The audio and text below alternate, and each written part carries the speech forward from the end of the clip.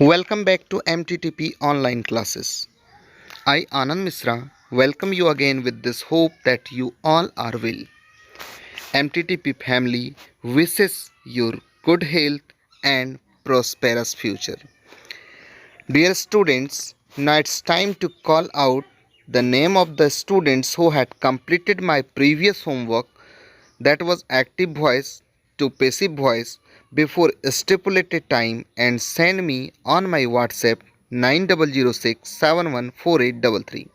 First of all, it's time for class 10. Tripti, Shreya, Muskan, Amoli, Sania, Nitish, Swati, Anjali, Nandani Raj, Gaurav, Mohit Aryan, Sasi Yadav, Ladli, Karambir, Manisha, Tanya Priya, and Alok Pandit. And now it's time for class 9. Gracie Arya, Vivek, Ritesh, Kiran, Ansu, Hers, and Achal Sharma. And now from class 8, Soni and Sneha. There are only 2 students from class 8 who had completed my previous homework. So this is your responsibility to complete your homework from your home, because we are not there. There are your parents, your guardians. So this is also the responsibility of your parents and your guardians. तो बच्चे जो नहीं बना पा रहे हैं homework, वो बनाइए, पूछिए जहाँ पर दिक्कत लगता है आपको कि नहीं ये इस जगह नहीं बन पा रहा है मेरा, वहाँ पर मेरे से पूछिए, व्हाट्सएप के द्वारा पूछिए, या कॉल कर सकते हैं आप, ऑडियो क्लिप भेज सकते हैं। वक्त के साथ चलिए, सुनिए 2 पंक्तियाँ। बदल जाओ वक्त के साथ, बदल जाओ वक्त के साथ, या फिर वक्त बदलना सीखो। बदल जाओ वक्त के साथ, या फिर वक्त बदलना सीखो। मजबूरियों को मत कोसो, मजबूरियों को मत कोसो। हर हाल में चलना सीखो, हर हाल में चलना सीखो। बच्चों, इस वैश्विक महामारी के समय में अगर आप अपने आप को नहीं समझेंगे, आप अगर होमवर्क नहीं बनाएंगे, नहीं पढ़ेंगे, तो समय तो आगे बढ़ ही जाएगा, लेकिन आप पीछे चले जाएंगे। इसलिए समय के साथ चलिए। समय के साथ चलने पर ही आप बहादुर बन पाएंगे, आप बहादुर कहलाएंगे। बच्चों, आज हम लोग क्लास 10 के हिंदी काव्यखंड में मुद्रित कविता भारत माता, जो सुमित्रानंदन पंत जी द्वारा रचित है, उसको पढ़ेंगे। सबसे पहले देखिए इनका जन्म कब हुआ। इनका जन्म 20 मई 1900 ईस्वी को हुआ। कहाँ? तो कौसानी, जो एक टी स्टेट है, वहाँ। जन्म के 6 घंटे के बाद ही इनकी माँ का देहांत हो गया और इनका लालन पालन इनकी दादी ने ही किया। उनका नाम गोसाई दत्त रखा गया। वह गंगादत्त पंत की 8वीं संतान थे। ये 1910 ईस्वी में शिक्षा प्राप्त करने गवर्नमेंट हाई स्कूल अल्मोड़ा गए। यहीं इन्होंने अपना नाम गोसाई दत्त से बदलकर सुमित्रानंदन पंत रख लिया। 1917 में मंझले भाई के साथ काशी गए और क्वींस कॉलेज में पढ़ने लगे।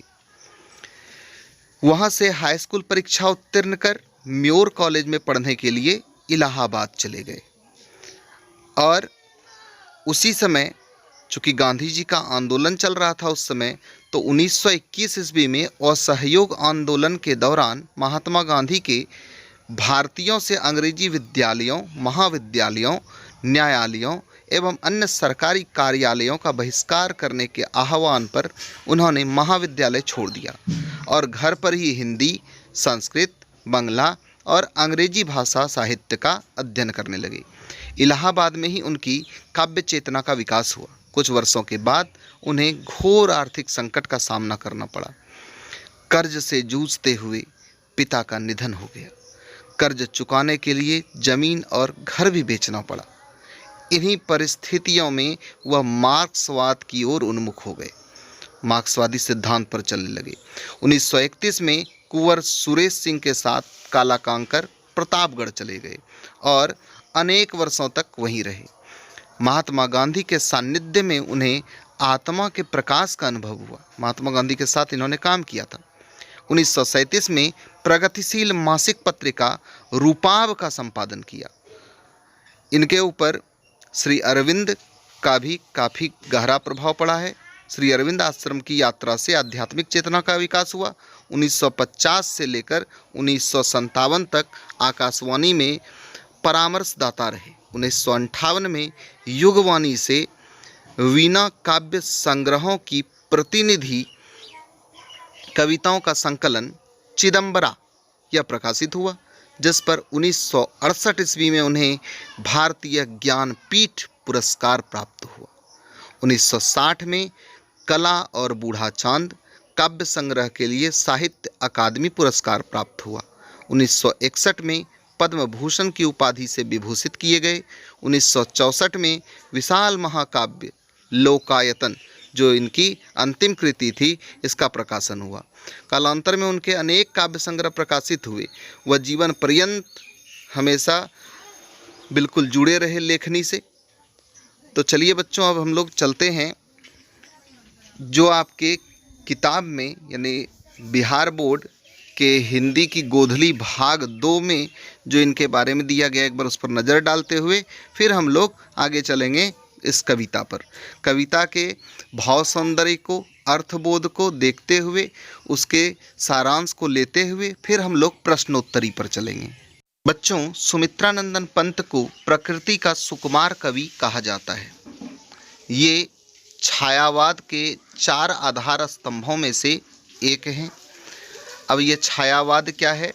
तो ये 1913 से 17 के आसपास का समय है, जिसमें 4 लोग मुख्य रूप से शामिल थे और यह एक प्रकार से लेखन की एक अलग विधि उस समय विकसित की गई थी, जिसमें काव्य लेखन हुआ करता था।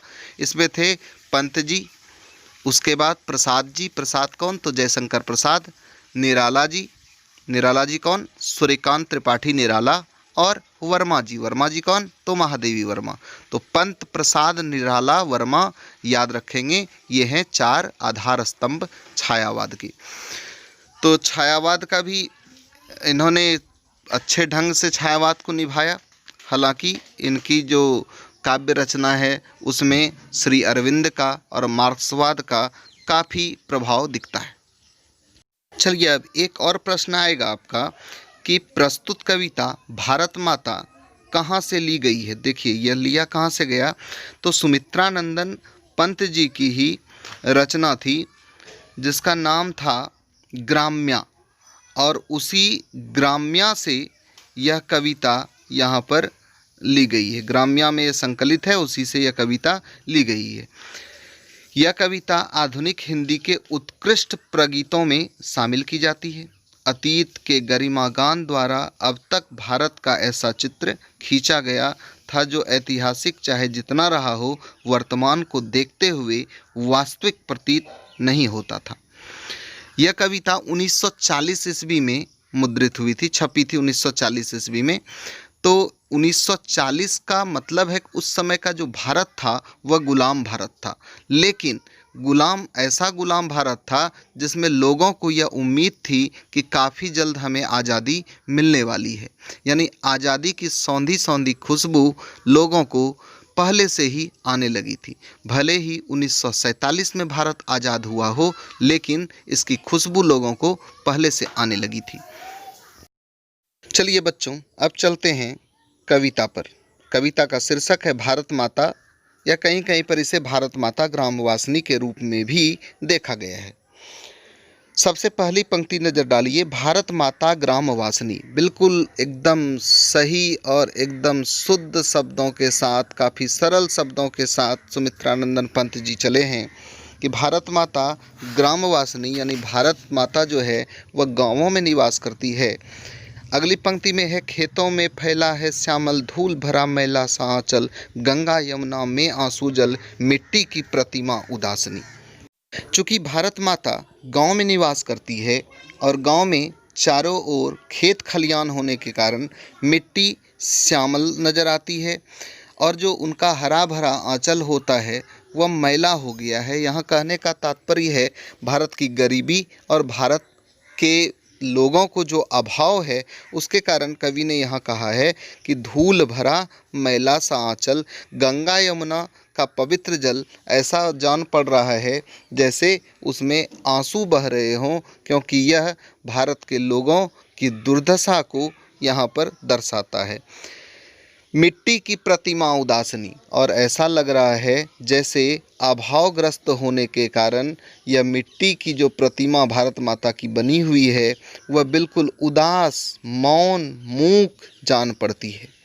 कवि ने इस शब्दों के माध्यम से भारत की दुर्दशा, भारत की गरीबी, भारत की बेकारी, भारत में बेरोजगारी, भारत में अभावग्रस्तता को अपने इन कम शब्दों के माध्यम से उन्होंने इस पूरे अभाव को, जितनी भी समस्याएं हैं, उसे दर्शा दिया है। अब आगे देखिए, दैन्य जड़ित और पलक नत चितवन, अधरों में चिर नीरव रोदन, युग युग के तम से विसनन मन, वह अपने घर में प्रवासनी। दैन्य जड़ित यानी दैन्य का अर्थ हो गया दीन, दिन का मतलब हो गया गरीबी। गरीबी से जड़े होने के कारण ऐसा लग रहा है भारत माता बिल्कुल अपना चितवन यानी चेहरा वो नत किए हुए यानी झुकाए हुए, पलक भी नहीं झपक रही है। भारत माता अपने आप को यहाँ सोच रही है कि उसके जो बच्चे हैं वो कितने अभाव में हैं, वो कुंठित हो रही है। अधरों में चिर नीरव रोदन, अधर होठों से ऐसा जान पड़ रहा है कि वह अब रो पड़ेगी या कब रो पड़ेगी या पता नहीं चल पा रहा है। होठों से ही, जैसे किसी बच्चे के होठों को देख करके कभी कभी पता चल जाता है कि बच्चा रोने वाला है, उसके होठों या आँखों को देख करके आप जान जाएंगे कि बच्चा रोने वाला है। ठीक उसी प्रकार से भारत माता के मात्र उसके मतलब सिर्फ भारत माता के प्रतिमा को देख करके ये पता चल रहा है कि भारत माँ अब रोने वाली है, क्योंकि भारत अभावग्रस्त है। अधरों में चिर नीरव रोदन, वही रोदन व्याप्त है। युग युग के तम से विसनन मन, युगों युगों के तम, तम का मतलब है अंधेरा। युगों युगों से भारत माता गुलामी सहते आई है, इस कारण से मन उसका विस्मित हो चुका है।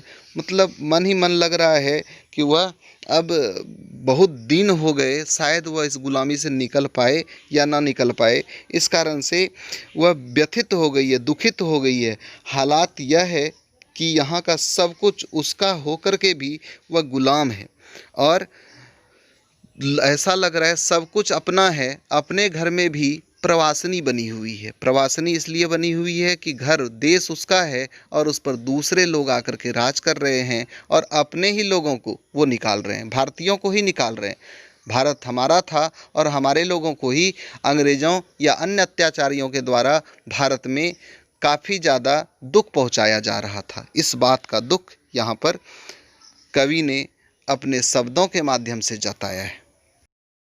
चलिए देखिए अगली पंक्ति क्या है। 30 कोटि संतान नग्न तन, अर्ध क्षुदित शोषित निरस्त्र जन, मूढ़ असभ्य अशिक्षित निर्धन, नत मस्तक तरुतल निवासनी। यानी उस समय भारत की जनसंख्या 30 करोड़ थी, इसलिए कवि ने 30 कोटि, कोटि का अर्थ है करोड़, इसलिए 30 कोटि का जिक्र यहाँ पर किया है। 30 कोटि संतान नग्न तन, नग्न तन कहने का अर्थ यहाँ पर उस समय के लोगों को, उस समय के जो बच्चे थे, भारत माता के जो लोग थे, उन्हें तन ढकने के लिए कपड़ा नहीं था, इतनी गरीबी थी। तो इसलिए इन्होंने कहा कि 30 कोटि संतान नग्न तन, बहुत ज़्यादा खराब हालत में था भारत। अर्ध क्षुधित यानी आधा ही पेट भरता था, आधा पेट ही खाना मिलता था। शोषित, दूसरे के द्वारा शोषित थे, दूसरों के द्वारा शोषण किया जाता था। निरस्त्र जन यानी जिनके पास कोई अस्त्र भी ना हो, निरस्त्र थे।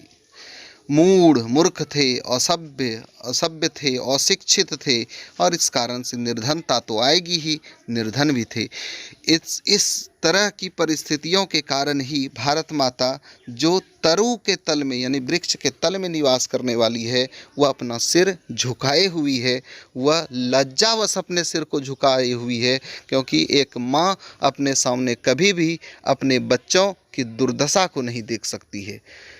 जिस माँ ने अपने बच्चों को जन्म दिया है, वह माँ कभी भी नहीं चाहेगी कि मेरे बच्चों को दुख हो। तो उसी भारत माँ का जिक्र किया है यहाँ पर किसने, तो सुमित्रानंदन पंत जी ने।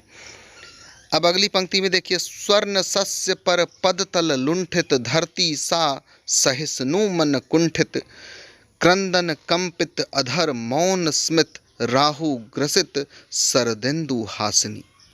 प्रस्तुत पंक्ति के माध्यम से कवि ने भारत को सोने की चिड़िया के रूप में, यहाँ पर फिर से सोने की चिड़िया के रूप में वर्णन किया है भारत का, और कहा है कि भारत जहाँ पर कि स्वर्ण सस्य होता है, यानी कि बिल्कुल सोने की धरती है, यानी काफ़ी ज़्यादा उपज देने वाली धरती है, जहाँ खेतों में सोना उपजता है। अब देखिए, सोना उपजना अर्थात काफ़ी ज़्यादा उपज होना, सोना उपजता है, बहुमूल्य फसलें होती हैं। फिर भी यहाँ कवि ने अपने इस अवतरण के द्वारा भारत की अवस्था का चित्रण किया है। कवि कहते हैं कि संपन्न लोग किसी के गुलाम नहीं होते, किंतु यहाँ विचित्र स्थिति है। यह स्वर्ण सस्य पर पद तल लुंठित, सोने जैसी है भूमि, लेकिन पद तल लुंठित, विदेशियों या अत्याचारियों के पद तले रौंदी जा रही है। धरती सा सहिष्णु मन कुंठित, लेकिन फिर भी यहाँ के जो लोग हैं वो लोग क्या कर रहे हैं, वो किसी तरह सह रहे हैं उनकी गुलामी को। संपन्न लोग किसी के गुलाम होते नहीं हैं, लेकिन यहाँ स्थिति अलग है। भारत के खेतों में बहुमूल्य अनाज उपजता है, लेकिन फिर भी यहाँ की जनता विदेशियों के पैरों तले दबी हुई है। धरती की भांति धीरज रखने वाले लोग कुंठित हैं। पराधीनता के कारण दुख से रुलाई आ रही है। क्रंदन कंपित, अधर मौन स्मित, और बिल्कुल लोग मौन हैं, होठ सिले हुए हैं, वो कांप रहे हैं थर थर थर थर थर थर, और ऐसा लग रहा है जैसे चंद्रमा को राहु ने लील लिया हो, राहु ने निगल लिया हो। उसी तरह भारत के ऊपर राहु लगता है कि जैसे चंद्रमा को राहु ने निगल लिया हो। चंद्रमा के ऊपर जो दाग देखते हैं, कहा जाता है कि वो उस पर राहु का असर है। इस कारण से चंद्रमा जैसे सुंदर चीज़ पर भी दाग लगा हुआ है, वैसे लग रहा है भारत पर भी यह कलंक सा लग गया है, भारत पर भी इस राहु का असर हो गया। इसी कारण अंत में कहा गया है शरदिंदु हासिनी। शरदिंदु का अर्थ होता है चंद्रमा। तो इस तरह से आप इन दोनों अवतरण का अर्थ लिख सकते हैं। सबसे पहले ऊपर में 30 कोटि संतान नग्न तन अर्धक्षुदित शोषित निरस्त्र जन मूढ़ असभ्य अशिक्षित निर्धन तमस्तक तरुतल निवासिनी, इसमें आप लिखेंगे प्रस्तुत पंक्ति के माध्यम से कवि ने भारत की दुर्दशा को बताया है, जहां 30 करोड़ जनसंख्या, भारत की 30 करोड़ जनसंख्या बिल्कुल अशिक्षित है, निर्धन है। इस कारण से भारत माता अपने सिर को झुकाए हुई है। उसी तरह नीचे वाले अवतरण को भी लिखेंगे आप लोग। नीचे वाले अवतरण में लिखेंगे कि प्रस्तुत पंक्ति के माध्यम से कवि ने भारत को सोने की चिड़िया के रूप में बताया है, लेकिन वह सोने की चिड़िया जिसमें कि सिर्फ सोना उगता है, जहाँ की धरती सोना उपजाती है, वह सोना उपजाने वाली धरती भी आज विदेशियों के पद तले रौंदी जा रही है। लोगों में डर है, लोग मौन बैठे हुए हैं, और ऐसा लग रहा है जैसे चंद्रमा को राहु ने ग्रसित कर लिया था, उसी तरह पृथ्वी को भी, इस भारत माता को भी किसी राहु ने ग्रास अपना बना लिया हो, राहु ने ग्रहण कर लिया हो इसे। अगली पंक्ति में देखिए, इसमें भी गुलामी की दशा का ही वर्णन किया गया है। चिंतित भ्रिकुटी क्षितिज तिमरांकित, नमित नयन नभ वाष्पाच्छादित, आनन श्री छाया शशि उपमित, ज्ञान मूढ़ गीता प्रकाशनी। यानी भारत माता जो गुलाम है, इसके कारण से उसकी जो भौएं हैं वो चिंता के कारण बिल्कुल चढ़ी हुई मतलब लगती हैं। क्षितिज तिमिरांकित, ऐसा लगता है जैसे क्षितिज यानी आसमान, तिमिर मतलब अंधेरा, आसमान में अंधेरा अंकित हो। नमित नयन नभ वाष्पाच्छादित, दुख के कारण, अपने बच्चों के दुख को देखने के कारण उसकी जो आँखें हैं, भारत माता की आँखें, वो नमित हैं, यानी उसमें आंसू भरे हुए हैं, और ऐसा जान पड़ रहा है जैसे नभ यानी आसमान में आंसुओं से बादल बन करके चारों तरफ आच्छादित हो गए हों। आनन श्री छाया शशि उपमित, इसके बावजूद आनन का मतलब है मुख, मुख पर शशि की छाया उपमित है। शशि का मतलब है चंद्रमा। आनन पर शशि की छाया उपमित है, क्योंकि भारत माता जो गीता का पाठ पढ़ाती है लोगों को, इस कारण से उसके मुख पर आज भी आभा है। लेकिन गीता का पाठ पढ़ाने वाली भारत माता भी आज बिल्कुल ज्ञान मूढ़ बनी हुई है। ज्ञान बांटने वाली भारत माता ज्ञान मूढ़ बनी हुई है। अब अंतिम पंक्ति में देखिए, इस में क्या है, सफल आज उसका तप संयम पिला अहिंसा स्तन्य सुधोपम हरति जन मन भय भव तम भ्रम जग जननी जीवन विकासनी। अब देखिए इसमें क्या है, इसमें कवि ने कहा है कि जब भारत आज़ाद हो गया या आज़ाद होने को है, तो उस समय कहा कि आज इसका सब जो तप था, संयम था, वो सफल हो गया, क्योंकि अब भारत आज़ाद होने वाला है। इतने दिनों तक जो इसने कष्ट सहा है, उस कष्ट से अब भारत माता को मुक्ति मिलने वाली है। चुपचाप रहकर जो उसने तपस्या की है, उसका परिणाम निकल आया है। तो पिला अहिंसा स्तन्य सुधोपम भव तम भ्रम। अब इसमें क्या है, देखिए, हरति जन मन भय भवतम भ्रम जग जननी जीवन विकासनी। यहाँ पर है क्या, लोगों ने को उसने, यानी भारत माता ने अपने संतान को अहिंसा का स्तन्य सुधोपम यानी अहिंसा रूपी दूध पिलाया। भारत माता ने अपने स्तन से अपने बच्चों को अहिंसा रूपी दूध पिलाया, जिससे उसके बच्चों के मन में कभी भी हिंसा की भावना नहीं आई। हरति जन मन भय भव तम भ्रम।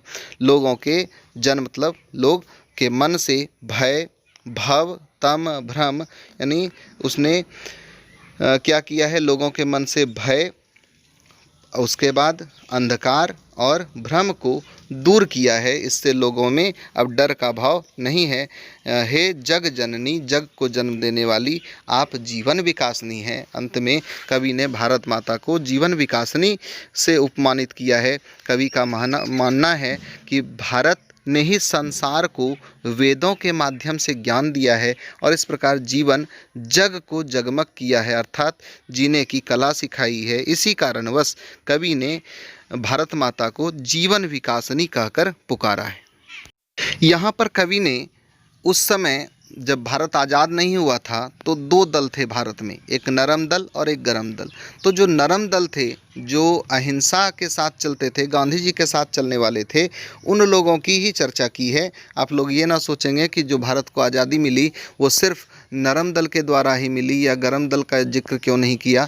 तो यहाँ पर ये कवि का स्वभाव है, चूँकि कवि गांधी जी से काफ़ी ज़्यादा प्रेरित थे और गांधी जी की प्रेरणा के कारण ही इन्होंने अहिंसा पर ज़्यादा जोर दिया है।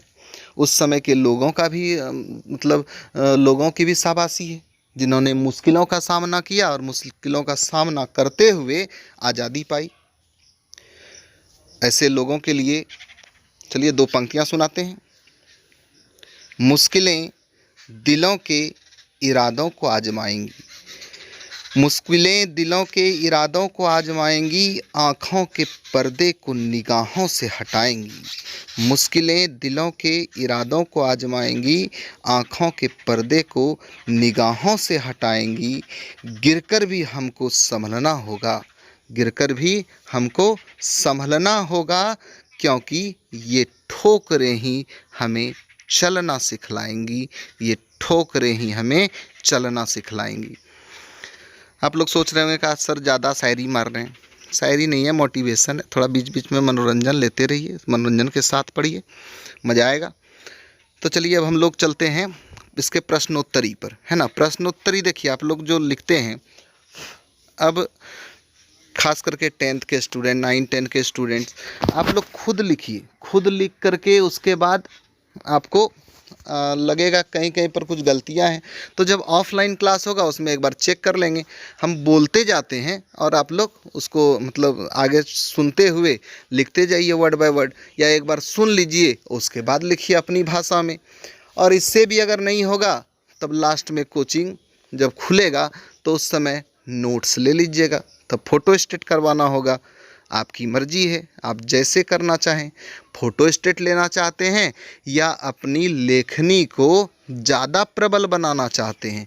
अगर आप अपनी लेखनी को प्रबल बनाना चाहते हैं तो निश्चित रूप से आपको लिखना चाहिए।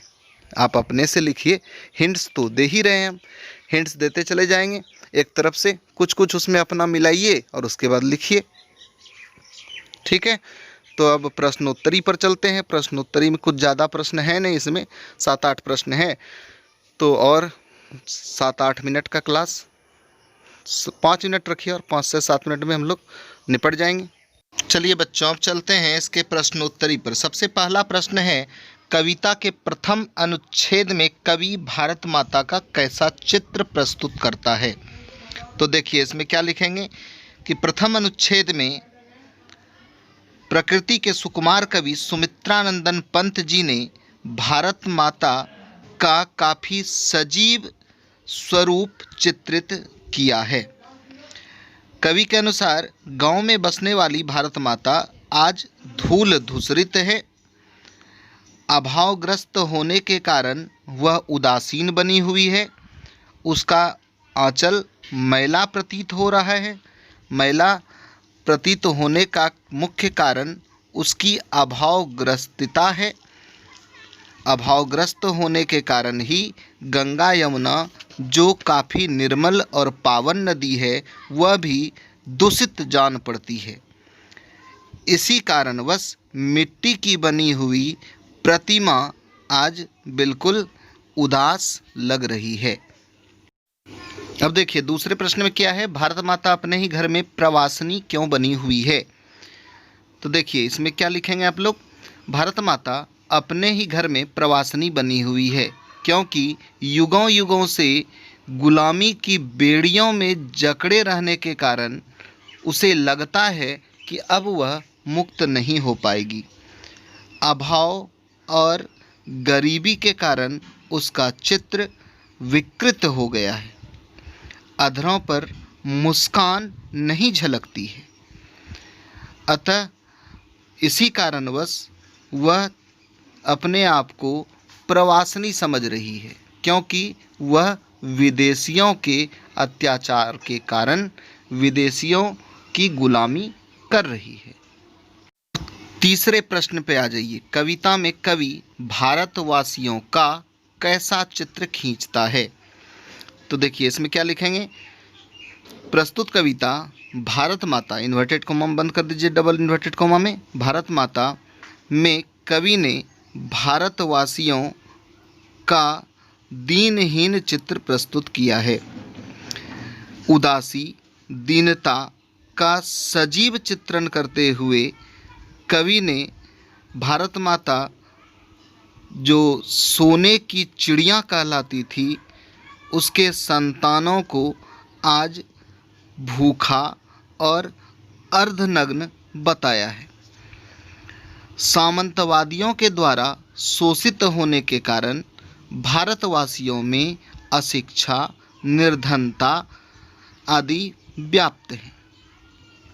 अब चलिए चौथे प्रश्न पर आइए। भारत माता का ह्रास भी राहु ग्रसित क्यों दिखाई पड़ता है? चलिए इसमें क्या लिखेंगे, भारत माता का ह्रास भी बिल्कुल चंद्रमा की तरह ही राहु ग्रसित दिखाई पड़ता है क्योंकि विदेशियों के द्वारा बार बार लूटने और रौंदे जाने के कारण भारत माता का हृदय विकीर्ण हो गया है। मुगलों के बाद अंग्रेज़ों ने जब लूटना शुरू कर दिया तब वह काफ़ी ज़्यादा रौंदी जा चुकी थी। जिस तरह धरती सबका बोझ सहन करती है, उसी तरह यह भारत माता भी सबका ध्वंस, उपद्रव आदि सहज भाव से सहन कर रही है।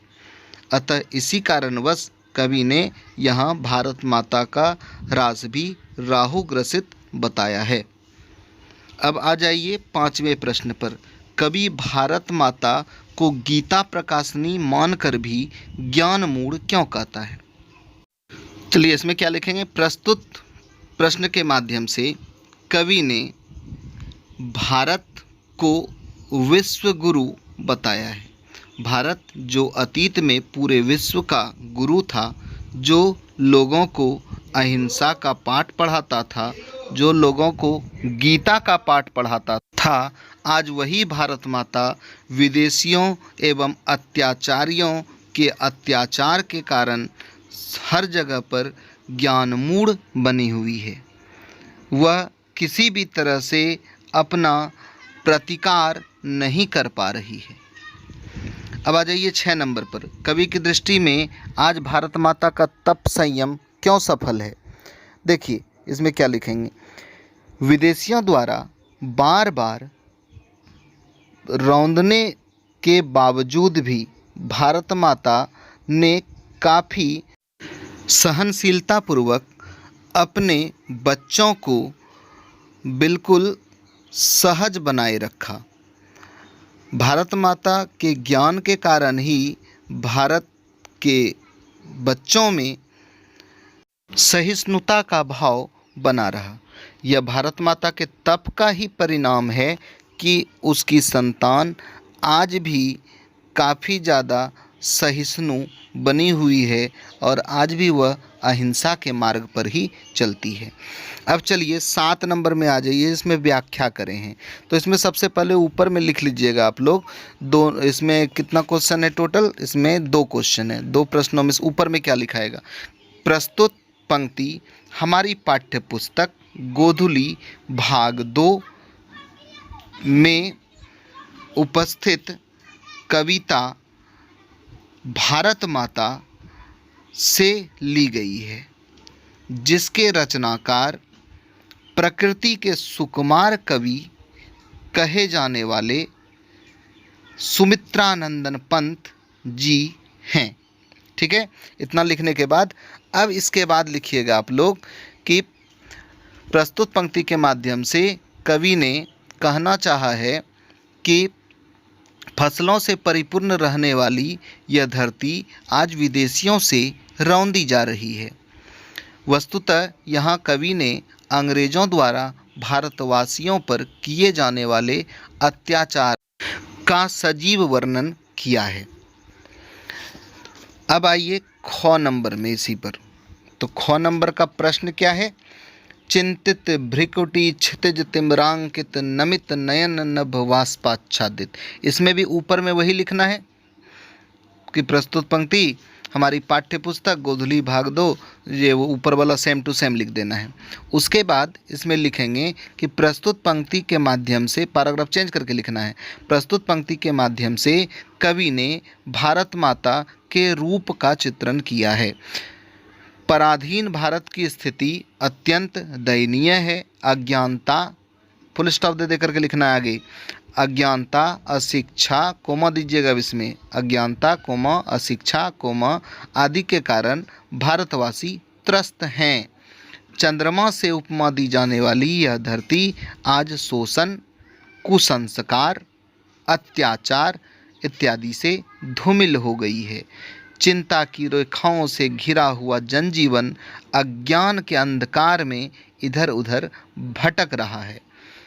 ऐसा लग रहा है मानो आकाश अंधकार रूपी बादल से आच्छादित है। तो इस प्रकार से यह पूरा का पूरा जो चैप्टर है हमारा कंप्लीट हो गया। बच्चों आप लोगों को इसमें फुल स्टॉप और कोमा ये तो अपने सेंस से ही लगाना होगा। बहुत सारे ऐसे बच्चे हैं जो लिख तो रहे हैं लेकिन गाड़ी में ब्रेक नहीं है। ब्रेक लगाइए, गाड़ी में ब्रेक नहीं रहेगा तब तो एक्सीडेंट ना हो जाएगा, और अगर एक्सीडेंट हो गया तब तो फिर दिक्कत है। इसलिए एक्सीडेंट नहीं करवाना है। जगह जगह पर कहीं हल्का ब्रेक, कहीं पूरा ब्रेक, कहीं देखिए एकदम रुकना है तो वहाँ फुल स्टॉप यानी पूरा ब्रेक लगा करके रुक जाइए, फुल स्टॉप दीजिए, कोमा दीजिए। तो फुल स्टॉप कोमा, इससे जो आपकी लेखनी है यह अच्छी बनेगी। अगर इसको नहीं लगाएंगे तब तो अर्थ बिगड़ जाएगा। इसलिए कोमा और फुल स्टॉप का सही प्रयोग कीजिए। अब हर जगह पर ये तो नहीं लिखाएंगे ना कि यहाँ कोमा लगेगा, यहाँ फुल स्टॉप लगेगा, बोझिल हो जाएगा उस तरह से सुनना। इसलिए इस ऐसे चीज़ों को आप लोग खुद ब खुद ही सेंस कीजिए कि कहाँ पर फुल स्टॉप लगेगा, कहाँ पर कोमा लगेगा। तो चलिए इसी के साथ हम लोग इस चैप्टर को, इस क्लास को यहीं पर ख़त्म करते हैं।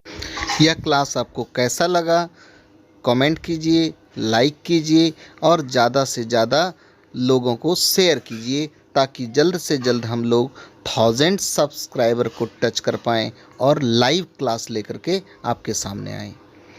तो अगले क्लास में हम लोग फिर से उपस्थित होंगे। अगले क्लास में हम लोग एक और नई कविता जो रामधारी सिंह दिनकर की है, रामधारी सिंह दिनकर की ज़बरदस्त कविता है ये जनतंत्र का जन्म, इस जनतंत्र के जन्म को पढ़ेंगे। तब तक के लिए घर में रहिए, सेफ रहिए, सुरक्षित रहिए और ईमानदारी पूर्वक पढ़िए। धन्यवाद।